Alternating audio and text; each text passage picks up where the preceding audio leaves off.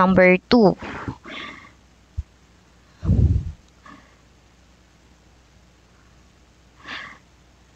Rational functions, equations, and inequalities. So, ayan. Consider the algebraic expression. Determine whether they are rational or not.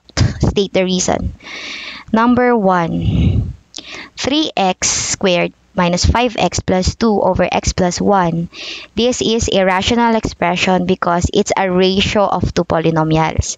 So, yung mga x natin, safe naman sila. Wala silang exponent na negative, wala silang exponent na fraction, at wala sila sa loob ng radicand sign. So, therefore, it's a check.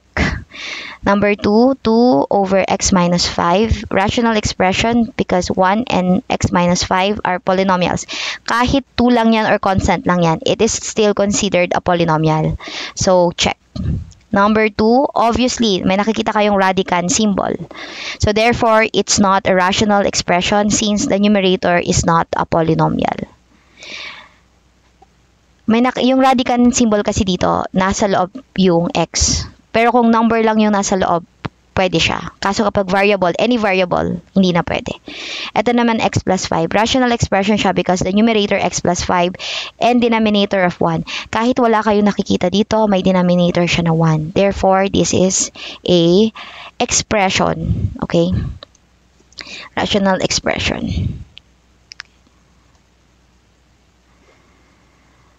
What's new? Call for applicants.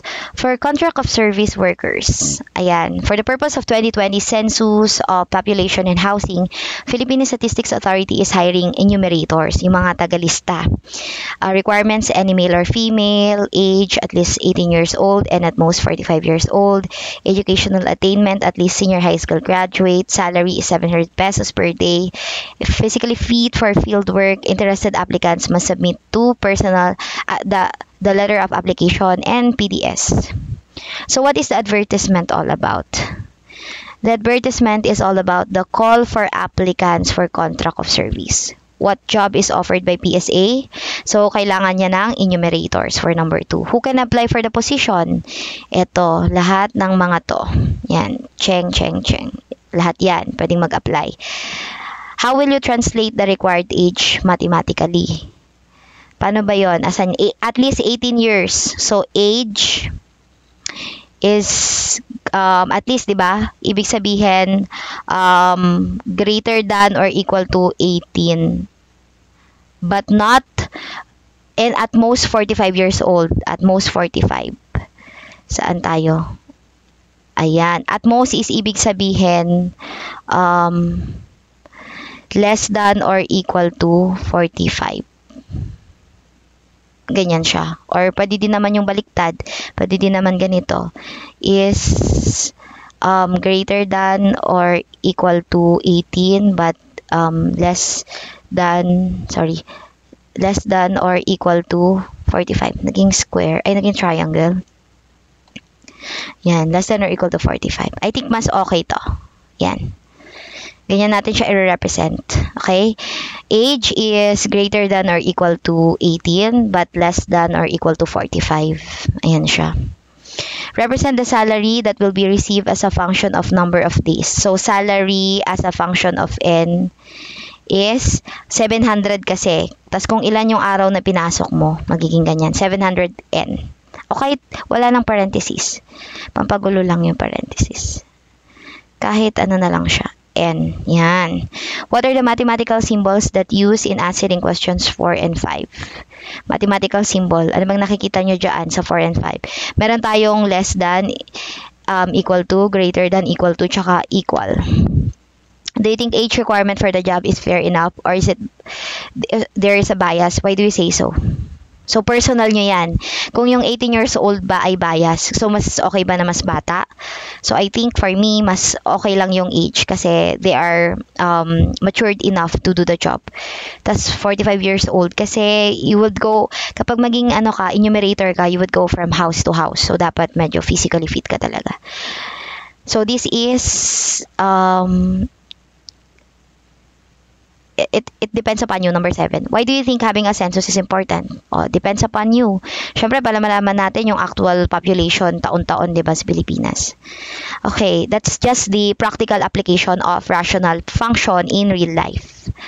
Let's go here. So, we have 3 types. Dapat alam natin ano yung pagkakaiba ng rational equation, sa rational inequality, at sa rational function. Ano bang pagkakaiba nila? Diba? Bukod sa mga spelling na dahil may equation, may inequality, may function. So, ang definition ng rational equation, it's an equation involving rational expression.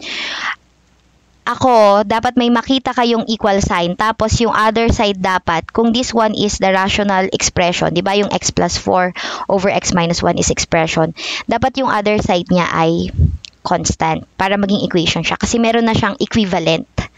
Yon. Kapag sinabi naman natin rational inequality, obviously, may makikita tayo dito na inequality symbols. So, natakpan natin. Yan, inequality symbol. Ano ba yung mga inequality symbol? Again, greater than, less than, greater than equal to, tsaka less than, less than equal to. Tapos, dapat yung other side of equation, pwedeng left at right, dapat constant yan, or yung 3, ganyan. Kapag sinabi naman natin rational function, importante yung presence ng y or f of x. Okay? So, makikita natin dapat ito.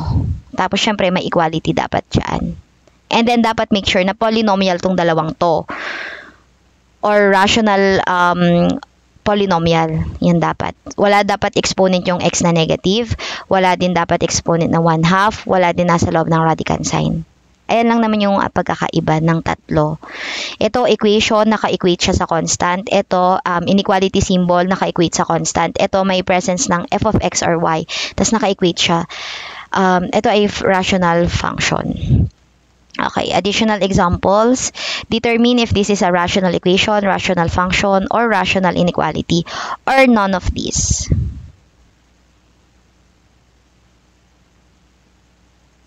So, ang kinonsider niya lang dito ay rational equation, rational function, and rational equality. Number 1, x plus 5 over x minus 1 is equal to y.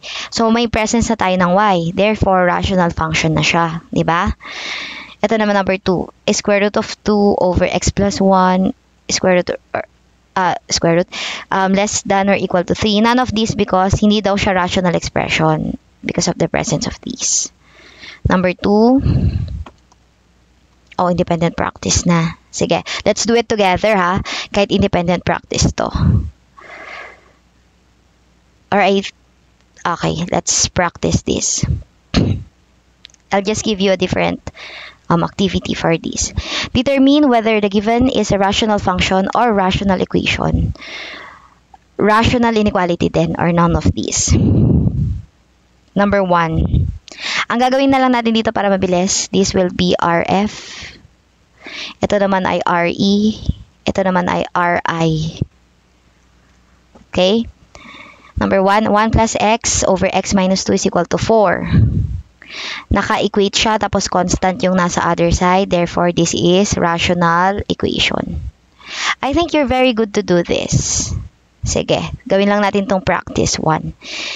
5x is greater than or equal to, kung nakikita nyo, 2 over 2x minus 1. Meron tayong inequality symbol dyan. Tapos, ito naman ay, okay, correction lang. Hindi naman necessary na laging constant yung nandun sa ating other side of the equation. As long na hindi siya yung function na f of x. So, pwede pa rin magkaroon ng variable kasama ito. Hindi lang laging constant. Tapos pati ito. Pwede siyang 3x, pwede rin tong 15x, ganun. Kasi meron dito. Meron ditong 5x yung other side. Baka tanungin nyo ako, bakit may kasamang x, hindi lang naman constant? Correction lang ha. Pwede yon. So, therefore, dahil may inequality yon, rational inequality.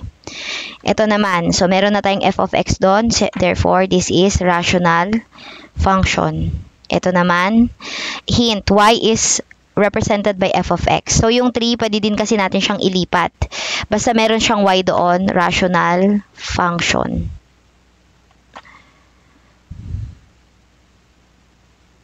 Next, ito, nasa loob ng equation yon.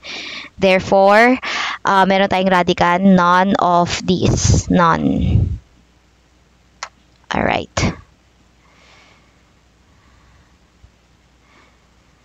Okay, for the rest, I will ask you to do this as your activity.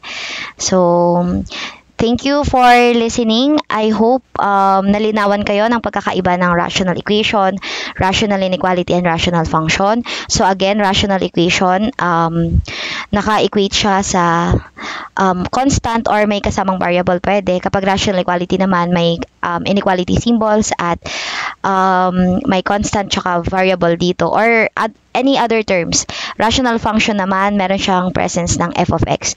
Tapos pag may nakita kayong square root or radicand symbol, so therefore none of these, iba na siya. Okay, that would be all for today.